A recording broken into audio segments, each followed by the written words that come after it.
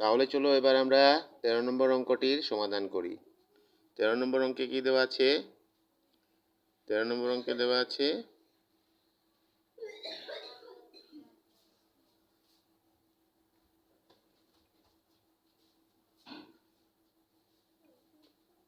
13 নম্বর অঙ্কে দেওয়া আছে write 5 numbers between 640 and 740 which can be approximated to 700 nearest to their hundreds। তার মানে হলো আমাদের বলেছে এখানে এমন 5টি সংখ্যা লেখার জন্য যে সংখ্যাগুলি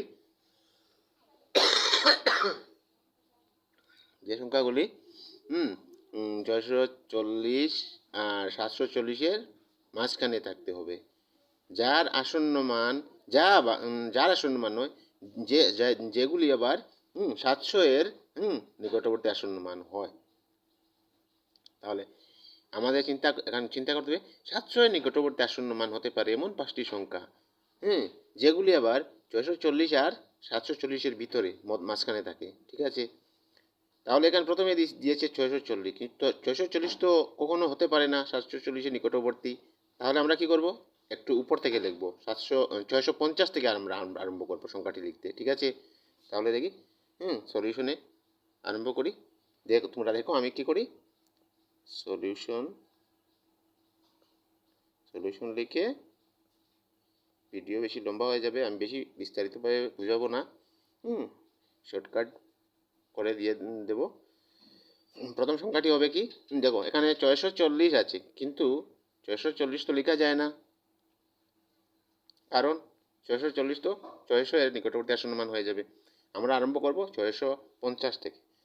প্রথম সংখ্যাটি হবে 650, তারপরে আমরা লিখতে পারি 651, তারপরে লিখতে পারি 652, বাস, আর লিখবো না। আর লিখবো দুইটি সংখ্যা কোথায় থেকে লিখবো, এই যে 740, এখানে বলেছে যে 740, 740-এর নিচে থেকে লিখবো। তাহলে কি লিখবো, কিন্তু এখানে যদি উল্লেখ করা না থাকতো তাহলে আমরা 700 নিকটবর্তী আসন্ন মান একদম আমরা 749 পর্যন্ত লিখতে পারতাম, কিন্তু আমরা লিখতে পারবো না। এখানে বলেছে আমাদের 740 পর্যন্ত, তার ভিতরে লিখতে হবে 640 থেকে। তাহলে আমরা এর ভিতরে অঙ্কগুলো খুঁজে নেব, সংখ্যাগুলো খুঁজে নেব। ঠিক আছে, তাহলে সংখ্যাটা খুঁজে নেই। সংখ্যাটা কি হবে একটু চিন্তা করো তো। সংখ্যাটা হবে 740 ছেড়ে দিয়ে তার নিচের দিকে ধরে নাও 739, একটা হয়ে গেল, আরেকটা 738 লিখতে পারি।